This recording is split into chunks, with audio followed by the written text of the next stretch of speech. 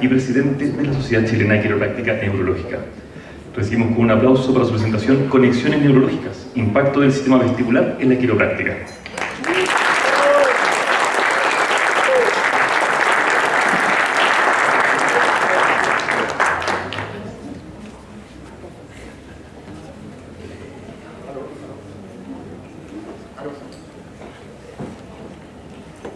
Ahora sí. Hola colegas, qué gusto verlo a todos. Gabriel, qué gusto saludarte, los colegas extranjeros que están acá. Don Víctor, un gusto saludarlo de nuevo. Para mí es un honor estar acá, haber sido invitado. Vamos a esperar que se presente. Muy bien. Mi nombre, como dice ahí, Percy Montaño. Soy kinesiólogo y soy quiropráctico. Mi título de la canción es Conexiones Neurológicas, el impacto del sistema vestibular en la quiropráctica. Como no muchos me conocen, voy a partir haciendo un pequeño resumen de mi currículum. Para que me conozcan, yo soy kinesiólogo titulado de la Universidad de Antofagasta. Hay por ahí algunos colegas que son de Antofagasta, eso, muy bien. Y quiropráctico titulado del Anglo-European College of Chiropractic, el 2004. Como todo quiropráctico he tenido formación en Sacrooccipital Techniques, en Activator Method, en los protocolos de Charret y también una certificación en vendaje neuromuscular. Hace mucho tiempo hice curso de vendaje neuromuscular. Tengo una certificación también en Motion Palpation en el año 2012. Pero el año 2015 fue cuando cambió un poco mi perspectiva y fui al primer curso de Neurokinetic Therapy. Eran unos kinesiólogos que empezaban a hacer algunos cursos de testeo muscular, basándose principalmente en cómo estos testeos podríamos asociarlo al sistema nervioso. Bien. Luego he hecho una serie de otros cursos, Brain Coach, Professional Certification de Post-Pro. He hecho la primera formación grande de cardio que hice fue receptor base de esencia. Brain Based Application for Spinal Care, en la cual me formé mucho en sistema vestibular. Abordaje integrativo del sistema nervioso autónomo aquí en Chile con las fundaciones que hace el colega Cristian Vargas. Funcional Neural y Manejo de Concussion de Carl Institute, otra gran formación que me dio mucho potencial actualmente. Y la última que hicimos aquí en Chile, la Sociedad Chilena de Quiropráctica Neurológica, trajo a Chile a Matt Antonucci y realizamos aquí el curso Adjusting Technique en Funcional Neurology, la cual fue un éxito tremendo. Soy expositor en múltiples congresos a nivel nacional y latinoamericano, lo cual me tiene muy orgulloso, pero lo más orgulloso que me tiene en realidad es que soy actualmente el presidente de la Sociedad Chilena de Quiropráctica Neurológica, ¿ya? La cual es una sociedad que tiene un fin, un solo fin que está en nuestro lema, en nuestro pendón, que es tratar de integrar el arte y la filosofía quiropráctica con neurología, con neurociencia de vanguardia. ¿Por qué menciono esto? Porque lamentablemente nuestra profesión quiropráctica está fascinada con todo lo que es la neurología y cómo vamos descubriendo paso a paso los efectos que podríamos generar en ella, pero tendemos a moldear un poco la información, a acomodar la información a nuestro gusto, tratando de las cosas que dicen que nos sirven, las dejamos de lado y yo me voy afrontando en este camino solamente. Nuestra profesión se ha centrado tradicionalmente en esto, que la subluxación, la disfunción articular, el complejo de subluxación es la causal de casi todos los trastornos que podemos tener y que puedan tener las personas. Ese ha sido el discurso tradicional de nuestra profesión. La Sociedad Chilena de Quiropráctica Neurológica busca un cambio, busca que sigamos siendo quiroprácticos, pero que nos enfoquemos un poco más en el sistema nervioso. Porque en realidad, si somos bien concretos, es el sistema nervioso el cual eventualmente genera las sensaciones. El sistema nervioso controla la tensión muscular, va a controlar la función cardiovascular, renal, gira, el sistema gastrointestinal. Es el sistema nervioso el que genera la tensión muscular, va a generar la sensación eventualmente dolorosa, y si nosotros nos llega a ese paciente, claro, por supuesto lo evaluamos y vamos a encontrar una disfunción. Y que nosotros ajustamos, por supuesto. Pero en realidad viene de acá el problema. Es el sistema nervioso el que controla el tono muscular, controla la función muscular y eventualmente la sensibilidad de una región. Ahora, todos hemos ajustado y muchos pacientes quedan fantásticos con el ajuste, sí, por supuesto. Pero en realidad si queremos tratar la causa, La causa está en el sistema nervioso. ¿Bien? Ahora, y eso es importante entenderlo, porque por supuesto que nuestro enfoque como quiropráctico siempre no ha sido tratar una patología, sino que activar, por medio del ajuste quiropráctico, activar el sistema nervioso, mejorar la función del sistema nervioso. ¿Ya? Y eso es fantástico. Y hay mucha investigación, un poco mencionó Gabriel hace un rato, que en los últimos años nosotros estamos felices porque cada vez salen más y más artículos que demuestran cambios importantes en el sistema nervioso producto de la manipulación. Bien, y estamos muy contentos, muchos de ellos ya lo presentó en la mañana Gabriel, de cómo con una manipulación de columna podemos generar cambios en la corteza prefrontal y en varias otras partes de nuestro sistema nervioso. Y eso nos tiene feliz, enamorado cada vez más y muy excitado respecto a todo lo que podemos hacer como quiropráctico. Sin embargo, de aquí viene la honestidad, Gabriel lo mencionó, tenemos que ser prudentes. Porque la gran mayoría de estos estudios, ahí me parece bien el monito, son a corto plazo. Los resultados son a corto plazo. Entonces no podemos llegar y plantear que generamos neuroplasticidad solo con el ajuste. Si generamos capacidad de detección, podemos detectar áreas con un encefalograma, podemos detectar que, por supuesto, hay áreas, el impulso que hacemos va a generar representación en nuestra corteza. Pero no podemos asegurar que generamos neuroplasticidad. Eso se logra, pero con otras cosas quizás. Bien, ahora, es bien interesante también hacer una pregunta. Estamos nosotros planteando, ¿no?, que hacemos un ajuste y ese ajuste impulsa el sistema nervioso y podríamos generar cambios en nuestro sistema. Pero no nos hemos hecho una pregunta importante, creo yo. Oh.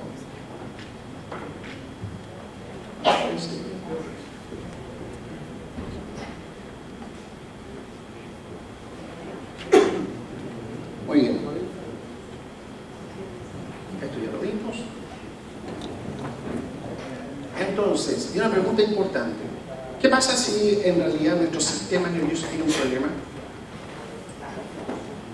Si es que una vía del sistema nervioso está disfuncional, nosotros estamos claros de que nuestro ajuste genera un impacto, pero si nuestro sistema nervioso tiene un problema, si una vía o mecanismo va a tener un problema, quizás las respuestas no sean las ideales. ¿Bien? Porque si tenemos un problema aquí o un problema arriba, por más ajustes que nosotros hagamos, no va a haber cambio positivo, porque el problema está arriba en nuestro sistema nervioso. ¿Bien? Básicamente, todos entendemos esto, que el sistema nervioso tiene tres funciones. La primera, obviamente, recibir input, recibir información. La segunda, analizar e interpretar esta información. Y la tercera, dar una respuesta. ¿Bien?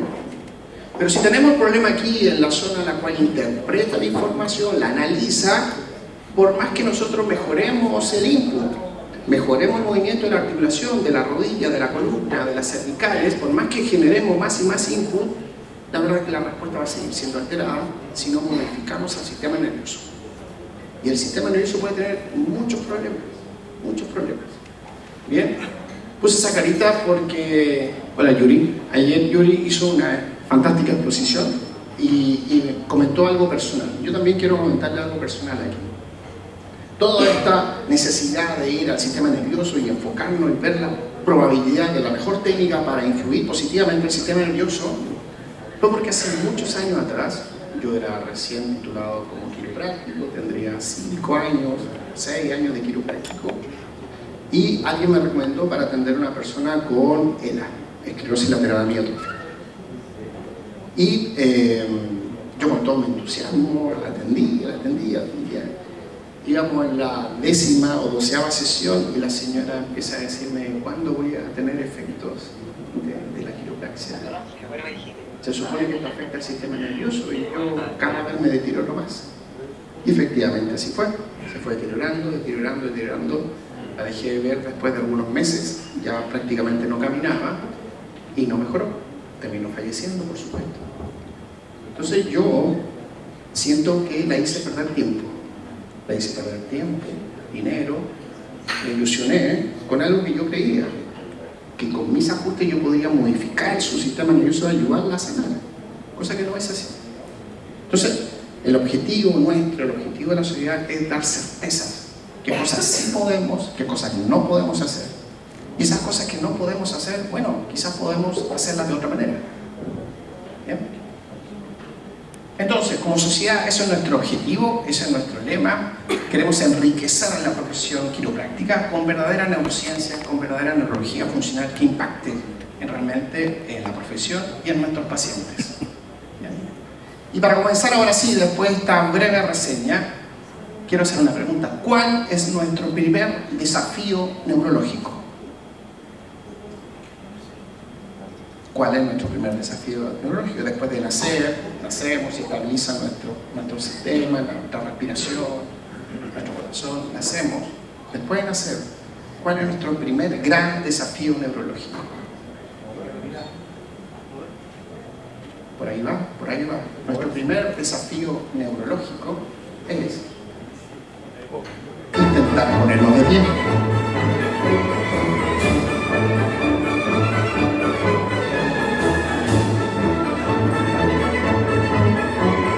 Ese que el chico testea, puedo hacerlo, no puedo hacerlo. Su cerebro intenta ver cómo disminuye su peso. Una vez que lo logra, asume otro desafío. Puedo moverme aquí, lo logro, no lo logro, me puedo agachar con confianza, y luego de lograr eso podemos caminar. Ese es nuestro primer desafío neurológico, intentar ponernos de pie.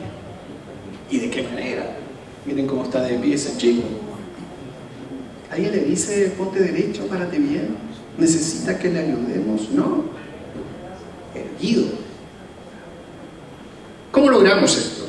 ¿Cómo logramos vencer este primer desafío neurológico? ¿Bien? ¿Cómo logramos esto?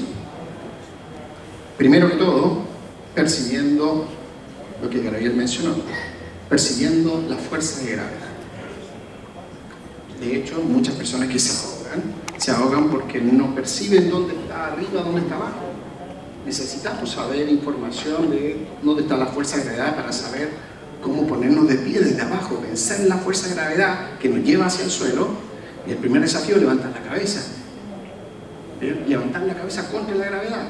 Luego es tratar en 4 apoyos de mantenernos contra la gravedad y posteriormente ir parándonos, vencerlo como ese niño fue venciendo, y después ver que se puede mover contra la gravedad.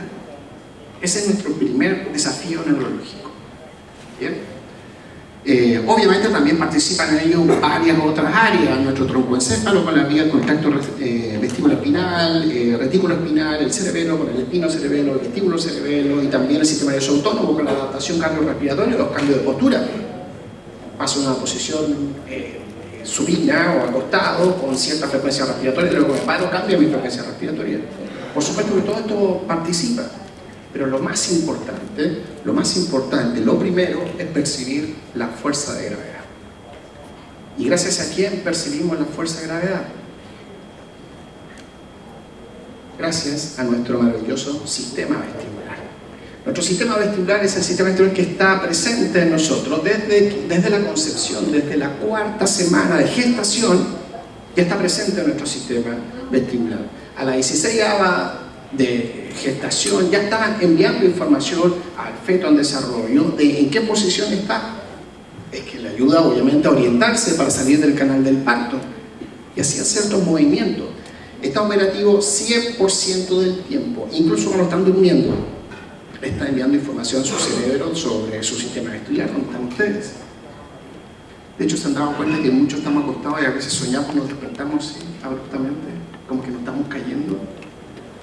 Es nuestro sistema vestibular, que por alguna razón asociada al sueño está informando que nos estamos cayendo y nosotros nos despertamos abruptamente. 100% del tiempo, 24/7 está funcionando nuestro sistema vestibular. Cuenta con 10 receptores sensoriales a cada lado, o sea, 5 y 5. 10 receptores sensoriales que están 100% del tiempo funcionando y dándonos información. Pero por supuesto no participa solo. El sistema vestibular requiere la integración con el sistema visual y el aferente propioceptivo. Se fijan que para ponerse de pie el chico lo primero que hace es tratar de mantener una información bípeda de dónde está el suelo, de cómo está el suelo, y en base a esa información tratar de ir viendo cómo equilibra el cuerpo. Bien, nuestro sistema vestibular entonces, este es el aparato vestibular periférico. Tenemos núcleos centrales también, el aparato vestibular es periférico. Por dentro estaba compuesto por estas cositas. Están los canales semicirculares y en la base de los canales semicirculares están las ampollas y un poco más atrás tenemos el sáculo y el utrículo. El utrículo y el sáculo también están presentes todo el tiempo. En este minuto que yo me estoy desplazando, mi utrículo está enviando la información de qué está pasando, que me está deslizando mi cabeza. Pero además requiero la información proprioceptiva para saber que no estoy desplazando mi cabeza, sino que también mis articulaciones. Bien. Y el sáculo es el que me informa constantemente de la gravedad, que la gravedad me está empujando hacia abajo. Yo salto ahora, yo bolseo y lo voy a sentir gracias al sáculo en realidad. Y el sáculo, pese a que está en esta disposición, en la posición que yo esté, va a estar dando información y va a estar influyendo sobre cada canal semicircular y sobre el utrículo también que envía mi desplazamiento. Entonces, es sumamente relevante entender que esto se logra gracias a unos cilios que tenemos en cada una de estas ampollas. Cada una de estas ampollas que está en la base de los canales semicirculares, en el utrículo y el sáculo. Cada uno de estos cilios, estructuras ciliadas, son bastante interesantes y son las que nos permiten en cierta medida sentir hacia dónde se mueve gracias al líquido, a la linfa que está dando vuelta dentro de estos canales semicirculares. ¿Ya? Ahora, ¿qué nos permite esto? Cuando éramos niños nos permitió vencer la gravedad y ponernos de pie.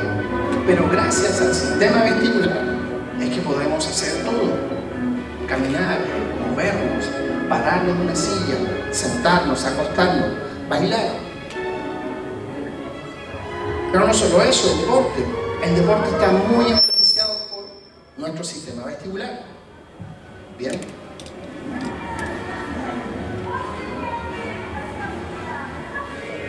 Hay un tipo de vértigo que se llama vértigo náutico. Está asociado obviamente a la incapacidad de mantenerse estable dentro de un bote o alguna condición. Hay personas que no se pueden subir al bote que vomitan habitualmente. Entonces es bien interesante porque quizás los grandes deportistas que existen, como Simone Biles, existen porque tienen un perfecto sistema vestibular. Y quizás en Latinoamérica no tenemos tantos deportistas de elite y no logran tantos rangos porque quizás tienen un trastorno vestibular.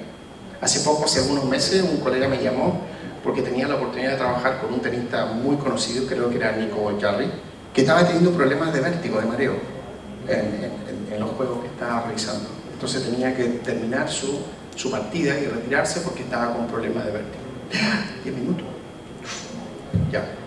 Muy bien, entonces si el sistema vestibular tiene fallos, tiene errores de percepción, errores de integración, por supuesto que vamos a tener algunas alteraciones.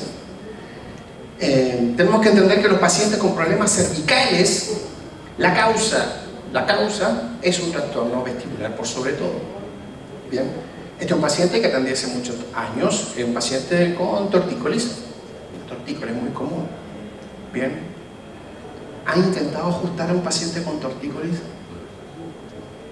Terrible, terrible, no puede, y queda más dolorido. Porque, por supuesto, si evaluamos a ese paciente vamos a tener una subluxación. Pero ¿es ese el problema o es el sistema nervioso que está manteniendo ahí el cuello sin moverse? Ahora piensen un segundo algo. Todos los pacientes que hemos tenido con tortícolis, todos, siempre cuentan que amanecieron con el problema, se levantaron con el problema, como que dormí mal. Y por eso la explicación de ellos es que la almohada, dormir con la mala almohada, porque se levanta uno con el problema, de nuevo nuestro sistema vestibular, el que causa este trastorno. Entonces hay que tratarlo en base a eso. Esta otra señora que atendí hace mucho tiempo, era una señora con una distonía cervical. He tratado mucho tiempo con varios profesionales, no encontró solución y alguien le dijo que fuera conmigo a verla. Lo interesante es que ella llegó así con el cuello de esta manera y me decía, pero usted no puede, usted conscientemente, le decía yo, enchueca su cabeza sí, o sea, yo la mantengo así porque así lo puedo ver, porque si yo enderezo la cabeza y la enderezo delante mío, yo veo aquí dos imágenes, lo veo usted doble, veo todo doble. La única manera de no ver doble es poniendo mi cabeza aquí. Entonces es una alteración neurológica. Si ese paciente yo lo veo, claro, posiblemente necesitan ajuste, pero es una condición neurológica lo que causa su alteración cervical. Bien. Ahora, la causa entonces va a ser un sistema de nuevo, un sistema vestibular que va a influir sobre la atención eventualmente, y claro, nosotros encontramos una solución, pero tenemos que estar presentes que siempre es el sistema vestibular el problema. Si el sistema vestibular tiene fallos, tiene errores de percepción, de integración, la estabilidad y los movimientos de columna van a estar alterados. Muy bien, entonces, la estabilidad de los movimientos de columna van a estar alterados. Entonces, es bien interesante porque podemos hacer nosotros una evaluación con el protocolo evaluativo que ustedes manejen, con Motion Palpation, con Logan, con Activator, lo que quieran ustedes usar. Pero si hacen una evaluación vestibular, una pequeña intervención vestibular y luego rechequean, van a encontrar cambios totales en su pesquisa. Entonces es bien interesante eso, es bien interesante tenerlo presente. Estos dos pacientes, como les planteaba, eran pacientes con tortícolis y con diagnósticos clínicos, tortícolis y una distonía cervical. Sin embargo, se han dado cuenta que hay algunos de ustedes, algunas personas que siempre están como con la cabeza inclinada. Pacientes que le conversan y hablan con ustedes y están siempre con la cabeza inclinada. Bueno, si vemos a algunos artistas, para no colocar a otras personas, hay muchos. Hay una chica muy voluptuosa que también, pero no la saqué de la imagen porque no están todos concentrados en otras cosas. Pero hay una chica muy famosa que también tiene un desorden en su cabeza muy inclinada. Todos ellos tienen un desorden vestibular. Todos ellos tienen un problema que se llama preferencia de inclinación o tilde de cabeza. Este es un paciente, un chico joven que me llevó un problema de hombro y la cabeza siempre inclinada hacia un lado. Esta otra chica, una chica con escoliosis, y la cabeza siempre inclinada hacia un lado, permanentemente inclinada hacia el lado. Por supuesto que la podemos ver al otro lado, pero la preferencia básica de ella es con la cabeza ligeramente inclinada. Es un problema vestibular. El problema vestibular está generando mayor tensión de su cervical hacia un lado y por supuesto la inclina, porque hay una inadecuada percepción de la horizontalidad y la verticalidad. Eso asume errores y esos errores van a generar contracturas permanentes muchas veces. Bien. Esto puede ser por un trastorno ocular o visual, o puede ser por un trastorno vestibular. Y hay mucha evidencia que da imagen al respecto. El tercer paracraneal se supone que si tiene una alteración va a generar en un 45% de las personas una inclinación de cabeza. El ocular tilt reaction es una alteración asociada al utrículo en el cual vamos a tener una alteración de contrarrotación. Cuando nosotros inclinamos la cabeza hacia un lado, al cerebro no le gustan los ojos inclinados, no podemos andar así por la vida. Entonces lo que hace nuestro cerebro va a hacer una inclinación y rotación de los ojos en el sentido para tratar de normalizarlo. Eso hacemos constantemente, inclinen la cabeza hacia un lado y sus ojos tienen que rotar y subir, inclinen la cabeza del lado, tiene que ocurrir eso.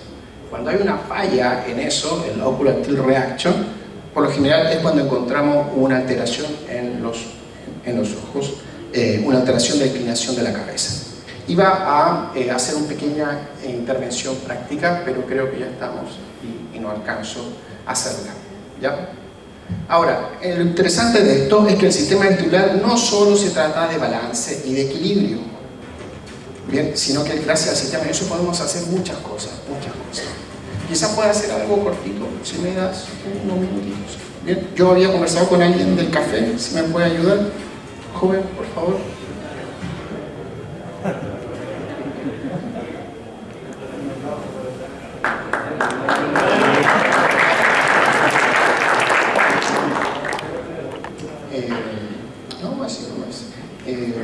Sentado y mirando para allá. Yo lo miré rapidito y se dan cuenta que tiene una pequeña inclinación de su cabeza. ¿Sí? Muy ligera. Yo lo miré rapidito y le dije, ligera, una pequeña inclinación. No le voy a hacer un test vestibular completo, ni una evaluación completa, pero voy a observar un pequeño detalle en él. Te puedes sentar aquí. Ven con una pierna acá, como para que vean así. Vean un poquito la evaluación.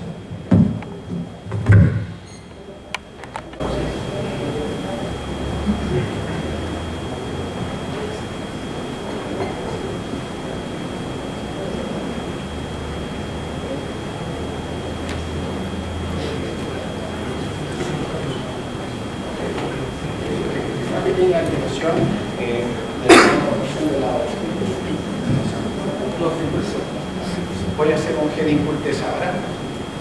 todo este curso, entonces estoy acostumbrado a elevar la cosa. Entonces, voy a hacer un Helling test muy cortito para ver si tiene una alteración de uno de los canales principales más que otro. Se complementan con varios otros. Entonces vamos a hacer algo muy sencillo ahora.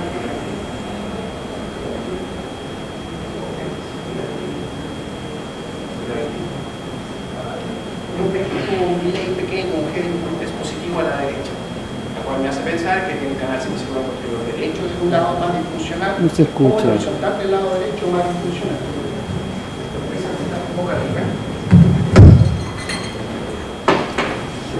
necesita micrófono.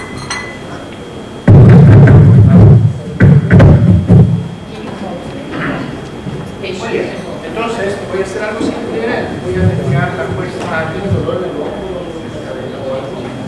Bueno, ¿tiene dolor la cadera, el hombro, nada? Bueno, no le duele nada. Si no le duele nada, ¿cuál es la normalidad de fuerza muscular? Es M5, o sea, máxima fuerza contra máxima resistencia. Eso es lo normal, M5 fuerte. Nosotros deberíamos hablar, ¿tiene M5 o no tiene M5? No lo tiene, tiene una disfunción. M5, entonces, mantén aquí firme, firme que no te gane, firme que no te gane. No tiene más.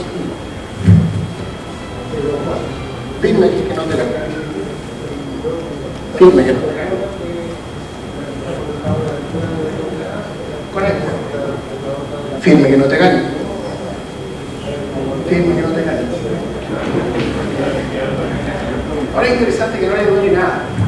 Tiene dolor, pero tiene una falla en la estabilidad de su cuerpo. Que eventualmente, si la somete a carga, eventualmente va a generar un problema más adelante. Pero no le duele nada. Firme que no te gane. No tiene fuerza. Algo pasa. Algo pasa. Esto sí.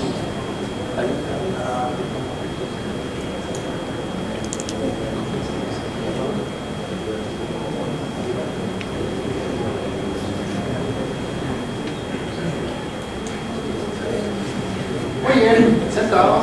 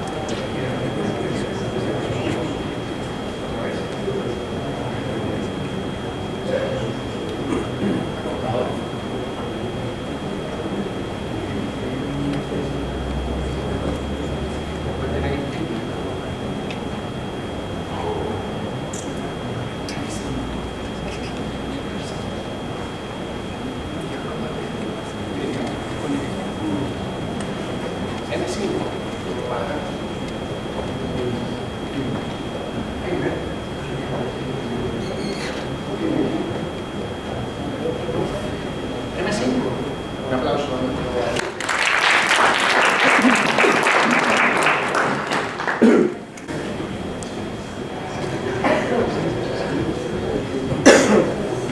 Muy bien, entonces lo que pretendo mostrarles hoy, es que nuestro sistema vestibular no solamente se basa en equilibrio, se basa en fortalecer o dar la certeza a nuestro sistema nervioso que podemos movernos bien, que podemos ocupar la fuerza al máximo, que podemos saltar. Todas las personas que sigan deporte debiesen saber del sistema vestibular, debiesen poder evaluarlo, porque los cambios son drásticos, diametralmente opuestos. puede ser preventivo. Una persona que va a hacer un deporte, previo a eso evaluamos su sistema vestibular. Si necesita ajuste, agreguemos ajuste. Pero el sistema vestibular puede generar cambios notables en el funcionamiento musculoesquelético.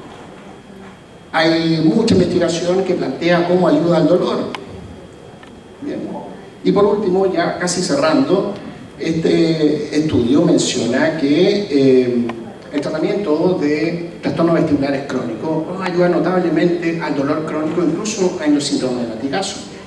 Lo interesante está en que, claro, todos los pacientes tienen un problema vestibular, pero además,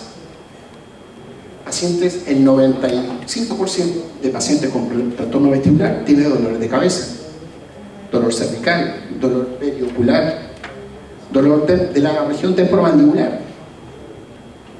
Un 56% tiene en realidad dolores de la ATM, dolor generalizado, trastornos visuales, fatiga. Bien, agravación con el ejercicio, trastorno de sueño, trastorno de temperatura, la concentración. Bien, y después de un tratamiento de reposicionamiento de los otolitos, podemos ver que mejora los trastornos visuales, dale a todo, mejora el dolor de cabeza, mejora el dolor del cuello, mejora el dolor de la ATM, mejora las náuseas, mejora la fatiga, trastornos visuales, trastornos de sueño, incluso la capacidad de trabajo. En este otro estudio también menciona algo parecido, que los pacientes con una historia crónica de vértigo postural paroxístico benigno, vamos, el diagnóstico, dale rápido, y que en la gran mayoría de ellos los síntomas más frecuentes, obviamente, además del trastorno vertiginoso, van a ser de nuevo dolor de cabeza, dolor de cuello, dolor temporomandibular, trastornos visuales, trastornos de hipersensibilidad auditiva, fatiga, trastorno de sueño, náuseas, trastorno de temperatura, trastorno de concentración. Dale nomás. En este esquema es bastante interesante que, claro, aparece que los síntomas de un trastorno vestibular crónico están asociados a problemas de dolor de cabeza, dolor de cuello, trastorno orbital, dolor mandibular, pero también trastornos de alteración de la temperatura, de náusea, trastorno de sueño, fatiga. Dale nomás. Bien, y eso se debe principalmente a que tenemos dos grandes sistemas que van de nuestro sistema vestibular: el tracto vestíbulo-espinal, que se divide en vestíbulo espinal medial y lateral. El medial es el que manda información principalmente a las cervicales, dale rápido nomás, y el sistema vestíbulo espinal lateral, el que tiene gran comunicación con el sistema nervioso autónomo, con funciones ligadas al lococerulio, al núcleo del tracto solitario, a la amígdala, a la corteza infralímbica y al hipotálamo, por una serie de reflejos vestíbulos autonómicos.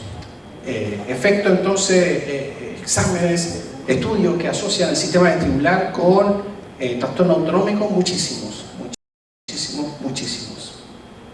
Dale rápido, hermano, por favor. Entonces tenemos que entender que los núcleos vestibulares van a tener gran impacto, incluso en la respuesta autonómica que vienen del núcleo del tracto solitario, como en la respuesta y los ejes de estrés que vienen de los núcleos paravertebrales del hipotálamo. Dale nomás.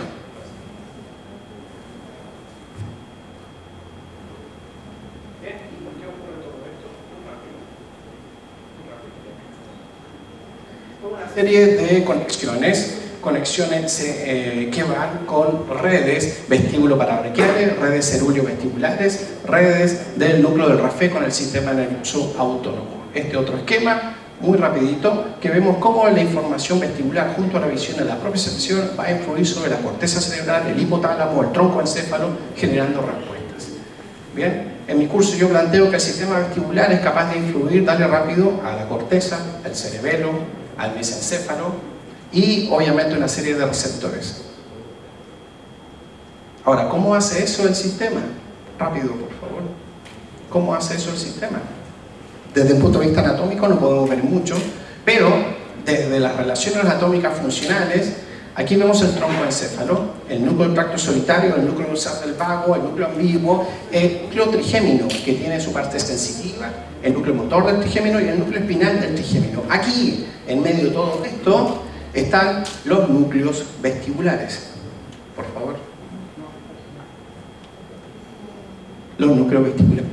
Y los núcleos vestibulares van a tener comunicación con el cerebelo, con el bulbo raquídeo, con la médula, con la corteza cerebral, con el lóbulo insular, con la ínsula, Si ustedes me preguntan, aquí es donde hay todos los controles autonómicos de nuestro sistema nervioso. Aquí es donde está la inteligencia innata.